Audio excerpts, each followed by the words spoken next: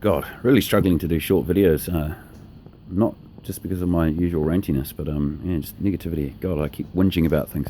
This project, in short, has been going not as easily as I expected. Using light materials like this and basic glue and pin together structure, this should be really, really easy, but it hasn't been. I've had a lot of issues and problems with fit and finish. As you can see, it just looks awful on the outside there, glue dripping everywhere, and cracks and things and whatnot. We are getting it to work slowly though. It just once I've completed this foam box, I'm going to need to go through and gap seal everything with acrylic sealants and things like that and make it look a bit nicer.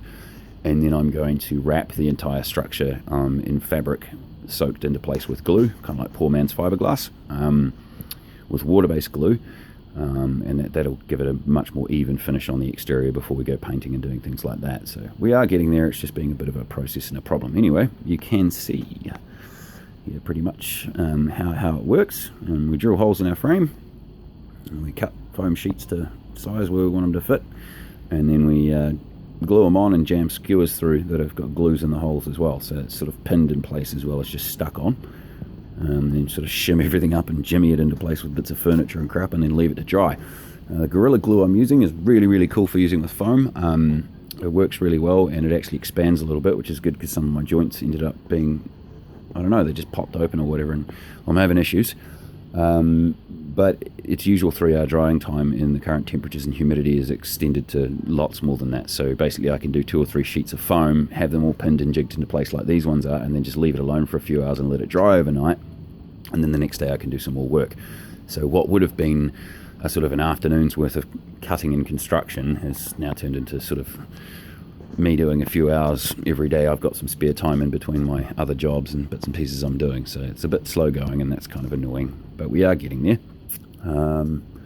I had to switch to using the 50mm ordinary polystyrene insulation foam that you can see here because I was not able to get XPS at the sheet sizes I needed in the end.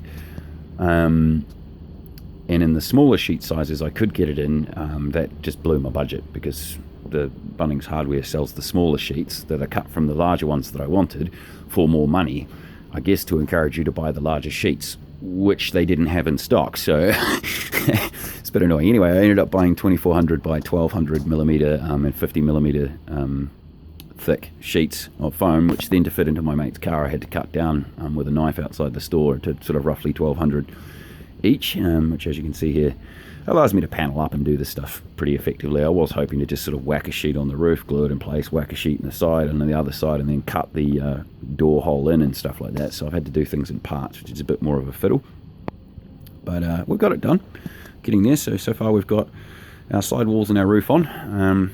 Just ignore the bodginess, there's a bit of cracks and stupidity going on, but we'll get it all filled up, painted up and made to look nice later on in the piece. First we make things work.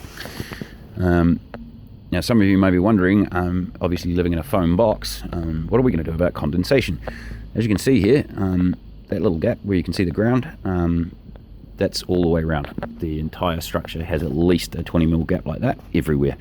And at the end here under the shelving unit, there's about a square metre worth of space open to ground just beyond the edge of the couch.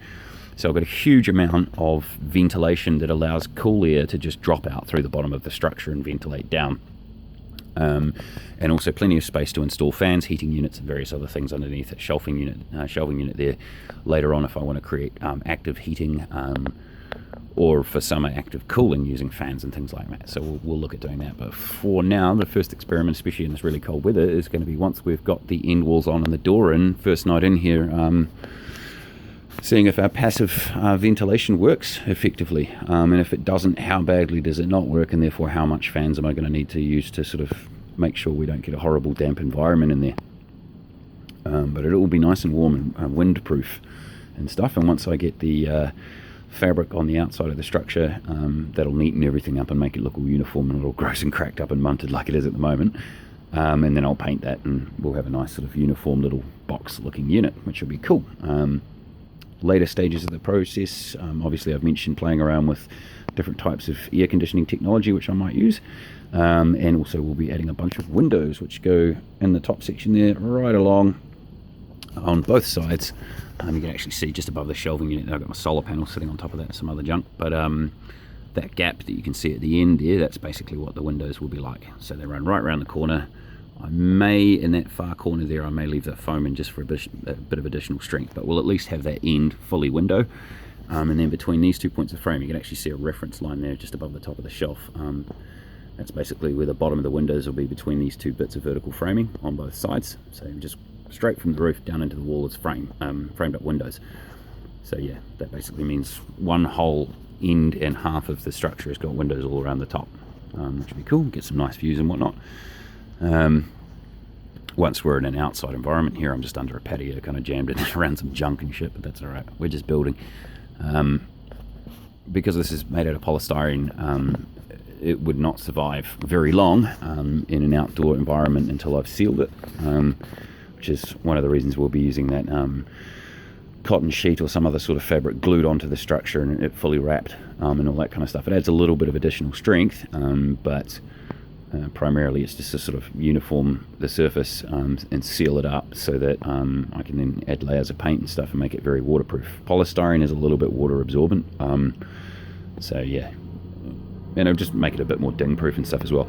For those of you wondering why I'm not using fiberglass, that would be massively over-engineered. The structure doesn't need to be that strong. There's a reason I'm making it out of foam for lightness. Fiberglass wouldn't add a huge amount of additional weight, but it's a lot more expensive to use. And the big problem we're having, which we're having with even with our water-based glues here and stuff, is drying time. It's so cold and damp at the moment that epoxy basically just would never go off. We'd really have trouble getting it to work in these sorts of temperatures. So whereas water-based glues will dry eventually, they just take a long time to do it. So my Gorilla Glue I'm using for foam, it's really good for sticking foam together. Normally it's got a 3-hour cure time. At the moment I'm doing overnight, and yeah, that seems to be working quite well, so that's good, but it's certainly not curing in the usual 3 hours. It's just really damp and cold. Like, yeah, I'm just starting to breathe steam at the moment, so it's probably about 8.5, 9 degrees at the moment. And at night it's going down to, actually we've had a couple of nights have been below 0. So yeah, she's pretty chilly. Fortunately, I have a bivy sack, which you can see rolled up down there, so yeah, I'm nice and warm and I'm in the sleeping bag, but the structure I'm building here will allow me to sit up at night when I prefer to and draw in a nice warm dry space, as opposed to having to go down to the bar and draw in there around all the drunk people who want to keep interrupting me and trying to get me to drink, and generally not being conducive to me sitting quietly and drawing art.